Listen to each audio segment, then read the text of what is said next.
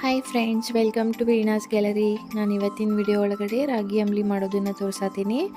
ಮೊದಲು 1.5 glass ಮಜ್ಜಿಗೆಗೆ 3ರಿಂದ 4 spoon ರಾಗಿ ಹಿಟ್ಟು ಹಾಕಿ ಇದನ್ನು ಚಲೋತ್ತಾಗಿ ಮಿಕ್ಸ್ ಮಾಡ್ಕೋಬೇಕು. ಈ ಮಿಕ್ಸ್ಚರ್ನ ಓವರ್ ನೈಟ್ ನೆನೆಯಾಕಿಡಬೇಕು. ನೆಕ್ಸ್ಟ್ ಡೇ ಒಂದು ಡಬ್ರಿಗೆ 4ರಿಂದ 5 ಗ್ಲಾಸ್ ನೀರು ಹಾಕಿ ಇದಕ್ಕೆ ರುಚಿಗೆ ತಕ್ಕಷ್ಟು ಉಪ್ಪು ಹಾಕಿ ನೀರನ್ನು ಬಾಯ್ಲ್ ಮಾಡೋಕ್ಕಿಡಬೇಕು.